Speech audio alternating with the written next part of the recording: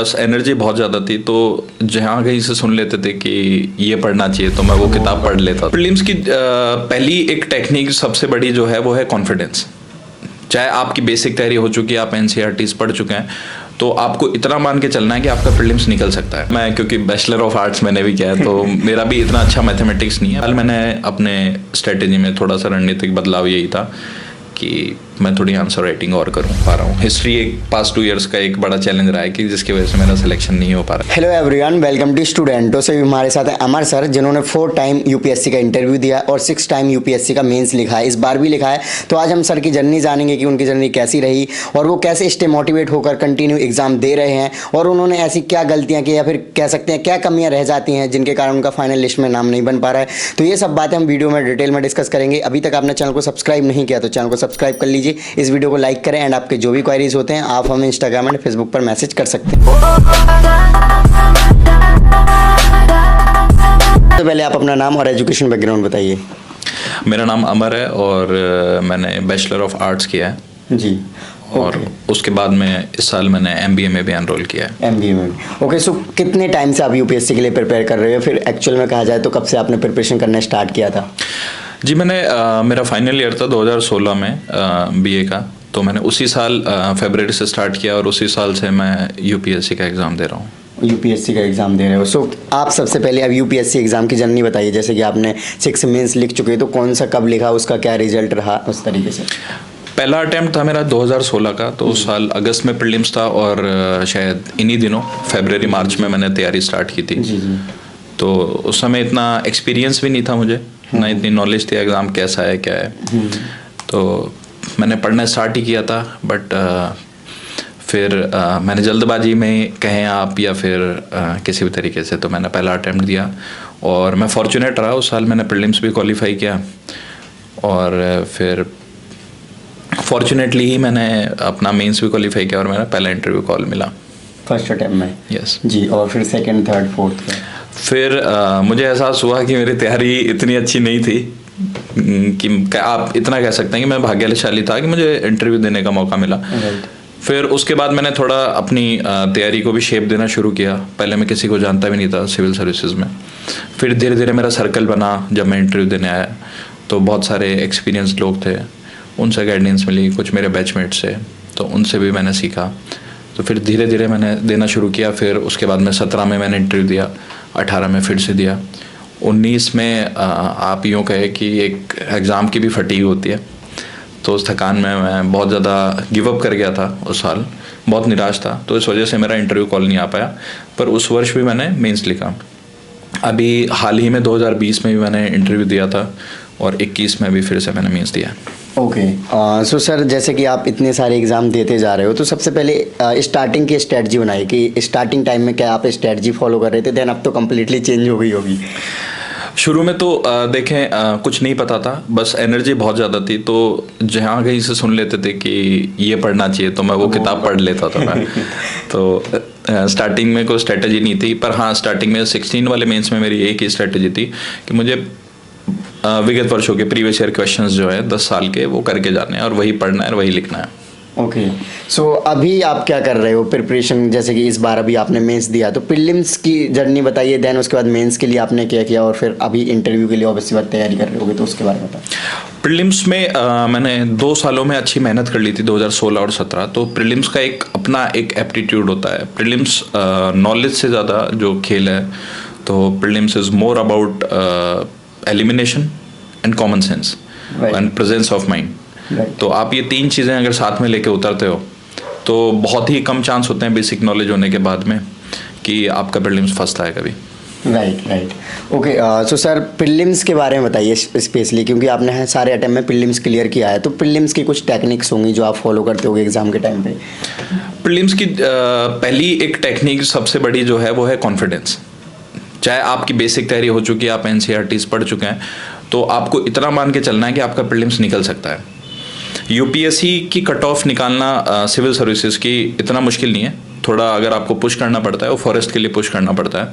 तो आपकी basic amount of knowledge है, आप कॉन्फिडेंट हो, डिसेंट अमाउंट ऑफ क्वेश्चंस करते हो, कम से कम 85% आप पेपर अटेम्प्ट करते हो, तो बहुत ही अच्छे चांस होते हैं कि आपका प्रीलिम्स क्लियर हो जाएगा। राइट। सो सर देखा, मैंने बहुत सारे एस्पिरेंट से मिलता हूँ तो नॉर्मली वो कहते हैं जीएस तो मेरा क्लियर हो जा रहा था बट सी सेट की वजह से नहीं हुआ। सो सी सेट के बारे में थोड़ा। जी बहरहाल मैं क्योंकि बैचलर ऑफ आर्ट्स मैंने भी किया है तो मेरा भी इतना अच्छा मैथमेटिक्स नहीं है, बट मेरी कैलकुलेशन रहती हैं, कुछ मेरे बेसिक नियम रहते हैं कि 50 क्वेश्चन कम से कम मेरे को अटेम्प्ट करना है, उसमें 30 क्वेश्चन कम से कम 30 क्वेश्चन मैथमेटिक्स और रीजनिंग के होते हैं, क्योंकि आप देखते हैं कि पैटर्न सेम है। वो हर बार पूछेंगे कि एक गेंद कितना टप्पे में के बाद में उसमें से निकल जाएगी, कुएं से निकल जाएगी, या फिर एक मेंढक कितने बार उछलने के बाद में एक गड्ढे में से निकल जाता है। तो इसी प्रकार के क्वेश्चन रहते हैं, कभी वो बॉल बन जाती है, कभी वो मेंढक बन जाता है। तो अगर आपने उन टाइप ऑफ क्वेश्चंस को तैयार कर लिया, एक टाइप की प्रॉब्लम है हर साल रिपीट होती है, अलग वर्ड्स में, अलग उस फॉर्मूले में। ओके, तो सर आंसर राइटिंग बहुत ज़रूरी होती है मेंस में, तो मेंस के लिए आप आंसर राइटिंग वगैरह करते हो? जी, यही मेरी एक सबसे बड़ी कमी रही थी, क्योंकि पढ़ने में ज़्यादा यकीन था, आंसर राइटिंग में नहीं। आपके सामने हमेशा एक टेम्पटेशन रहती है कि थोड़ा और पढ़ लूँ, थोड़ा और पढ़ लूँ, पर बात क्या है कि practice makes a man perfect. Right. तो आपको उसके लिए लिखना पड़ता है, लिखने के लिए बहुत सारी मोटिवेशन और एनर्जी आपको चाहिए होती है। तो इस साल मैंने अपने स्ट्रेटेजी में थोड़ा सा रणनीतिक बदलाव यही था कि मैं थोड़ी आंसर राइटिंग और करूँ, और इस बार मैंने की है। आंसर राइटिंग की है। ओके, सो सर जैसे कि मॉक टेस्ट वगैरह होते हैं, टेस्ट सीरीज होती हैं, तो इनको आप कैसे करते हो या फिर कितने इम्पोर्टेंट है? मॉक टेस्ट जैसे आप प्रीलिम्स के बारे में बात करें तो आप किसी भी फोटोकॉपी की दुकान पे जाके मॉक टेस्ट ले सकते हैं, बजाय कि आप जाएं और ख़रीदें 30,000 25,000 रुपये में कोई भी टेस्ट सीरीज़। तो आपको कोशिश करनी चाहिए, चाहे प्रीलिम्स हो चाहे मेंस, आप खुद का एवेल्युएशन खुद कर पा रहे हैं।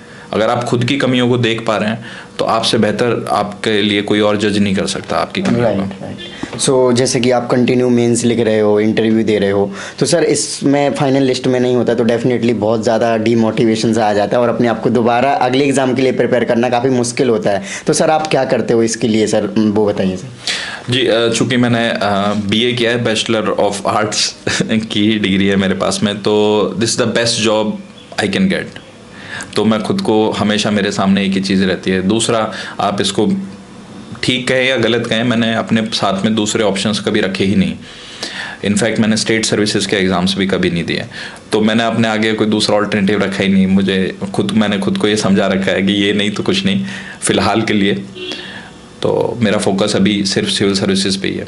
ओके, और ऑप्शनल क्या है सर आपका? मेरा ऑप्शनल है हिस्ट्री। ओके, सो हिस्ट्री कितना हेल्पफुल रहा आपके इंटरव्यू तक पहुंचाने में या फिर ये जो सक्सेस है? बहरहाल अगर मैं कहूँ इंटरव्यू तक हिस्ट्री कितना यूज़फुल रहा, तो अगर 2017 का अटेम्प्ट में निकाल दूँ तो मेरे बहुत अच्छे कभी मैंने स्कोर हिस्ट्री में किया नहीं, और मुझे ज़्यादा जो हेल्प हुई है वो ऐसे से हुई है। ओके, सो हिस्ट्री में अगर स्कोर की बात करें तो एवरेज स्कोर आपका कितना आ रहा है, क्या चाहिए? विगत 2 वर्षों से तो मेरा स्कोर कम आ रहा है। पास्ट 2 ईयर्स से मैं बहुत कम स्कोर कर पा रहा हूँ। हिस्ट्री एक पास्ट 2 ईयर्स का एक बड़ा चैलेंज रहा है कि जिसकी वजह से मेरा सिलेक्शन नहीं हो पा रहा है, पर उससे पहले मैं कहूँ तो मैंने 305 मेरा हाईएस्ट रहा है, और अमूमन 275 से 280 के बीच में मेरे मार्क्स रह जाते हैं। ओके ओके, सो बहुत सारे कैंडिडेट्स के मैं भी इंटरव्यू किया हूँ, तो कुछ लोगों ने लास्ट के अटैम्प्ट्स में ऑप्शनल चेंज किए, तो कभी आपने इसके बारे में सोचा सर? मैंने सोचने का कभी मुझे वैसे मौका नहीं मिला, क्योंकि मैं लगातार इंटरव्यू दे रहा था और मैंने कभी अटेम्प्ट स्किप नहीं किया। राइट। तो मेरी जब साइकिल ख़त्म होती थी तब 3-4 दिन बाद में प्रीलिम्स फिर आ जाता था। तो और फॉर्म में पहले ही भर चुका होता था, तो मुझे कभी मौका मिला ही नहीं ऐसा। Okay sir, okay. So sir अब बात की जाए जो है कि कमियां क्या लगी आपको सर, क्योंकि बहुत लंबी जर्नी हो गई आपकी, 5-6 अटेम्प्ट देना अपने आप में बहुत बड़ा चैलेंज होता है एक। तो सर उन कमियों के बारे में बताइए कि कहाँ पे आपको लगता है? दरअसल सबसे बड़ी कमी ये रही कि मैंने बहुत लेट तैयारी स्टार्ट की, ग्रेजुएट होने के बाद में तैयारी स्टार्ट की, और दूसरी बात कि मैंने पहला अटेम्प्ट बहुत जल्दबाजी में दे दिया। उसकी वजह से मैं, एक विशियस साइकिल होता है सिविल सर्विसेज का, तो उसमें मैं फंस चुका था। फिर अगली मेरी कमी रही कि जब मेरे पास में मोटिवेशन बहुत ज़्यादा था और एनर्जी बहुत ज़्यादा थी, तब मेरे पास में सही गाइडेंस नहीं थी, और जब मेरे पास में सही गाइडेंस आई तो मेरे एनर्जी लेवल उसी प्रोपोर्शन में कम होते चले गए। तो ये भी एक कमी रहती है। जैसा कि आपने अभी मुझसे पूछा कि ऐसा क्या है जो आपको अभी तक बनाए रखा हुआ है, तो हालांकि आप उठ खड़े होते हो एक फेलियर के बाद में, पर आप हर बार अपनी थोड़ी एनर्जी लूज़ करते जाते हो, हर बार थोड़ी एनर्जी लूज़ करते जाते हो, हर एक फेलियर के साथ में एनर्जी लॉस तो होता ही है। राइट। सो इस प्रिपरेशन में डेफिनेटली कुछ आपके फ्रेंड्स या सीनियर होंगे या टीचर होंगे, कोई सपोर्ट कर रहा है मेंटली स्ट्रॉन्ग या कुछ ऐसा? हाँ, मेरे बहुत सारे दोस्त हैं जो सर्विसेज में है, बट स्पेशली अगर मैं राजेंद्र नगर में कहूँ तो हमारे सीनियर होते थे डॉक्टर सुधीर, तो उन्होंने मेरे को काफ़ी हेल्प किया। उनका जीएस में भी जब हम देते थे 2016 में, he was one of the highest scorer in GS itself. फिर उसके बाद उन्होंने पिछले 2-3 अटेम्प्ट से उन्होंने अभी अपना एक कोचिंग स्टार्ट किया है, डॉक्टर सुधीर क्लासेस। तो उसमें उन्होंने मेरे को ऑल्दो मैंने कोचिंग में एनरोल नहीं करवाया था, फिर भी वो एज अ पर्सनल रिलेशन के बेसिस पे मुझे आंसर राइटिंग में उन्होंने काफ़ी हेल्प किया। तो लास्ट ईयर काफ़ी उनकी क्रूशल हेल्प रही। ऑल्दो मैं ऑप्शनल में अच्छा परफॉर्म नहीं कर पाया, पर one of the good scores मैंने जीएस पेपर 4 में प्राप्त किए। ओके, सो सर जैसे कि आपकी प्रिपरेशन काफ़ी टाइम से चल रही, तो कोई ऐसा टाइम टेबल फॉलो करते हो या फिर एवरेज इतने घंटे मुझे डेली बेसिस के कुछ टारगेट होंगे ऐसा कुछ? मैं टारगेट बेसिस रहता है मेरी प्रिपरेशन का मोस्टली, कि आज मेरे दिन का एक टारगेट है, तो वो भले ही मैं 2 घंटे में ख़त्म हो, 6 घंटे में ख़त्म हो या 9 घंटे में ख़त्म हो, तो मैं उसी के अकॉर्डिंग चलता हूँ। आर्ली मैंने कभी पढ़ाई की नहीं। Okay sir. So sir last में जो नए एस्पिरेंट हैं तो उनके लिए आप क्या मैसेज देना चाहोगे जो सिविल सर्विसेज की तैयारी करना चाह रहे हैं? देखिए, सिविल सर्विसेज में जो भी आना चाहते हैं या फिर प्रिपरेशन कर रहे हैं, तो उनको तो मेरी एक ही राय है कि आप कभी निराश मत हो, ठीक है। जब तक आपको लग रहा है आप इसको दे सकते हो, निकाल सकते हो, आप दूसरों की राय को आप ज़्यादा महत्व ना दें और खुद पे ही फोकस रखें। आप खुद के बारे में क्या सोचते हो, आइडिया अबाउट सेल्फ सबसे ज़्यादा इंपॉर्टेंट है। Right sir. Okay, so thank you so much sir. और मैं और हमारे व्यूवर्स सभी सब्सक्राइबर्स विश करते हैं कि आप फाइनल लिस्ट में इस बार ज़रूर आएँ। सो आई होप गाइस कि आपको सर की जर्नी से कुछ सीखने को मिला होगा। सर ने अपने बारे में बताया। सो अभी तक आपने चैनल को सब्सक्राइब नहीं किया तो चैनल को सब्सक्राइब कर लीजिए, इस वीडियो को लाइक करें, एंड आपके जो भी क्वेरीज होते हैं आप हमें इंस्टाग्राम एंड फेसबुक पर मैसेज कर सकते हैं। इन सभी के लिंक वीडियो के डिस्क्रिप्शन में। जय हिंद।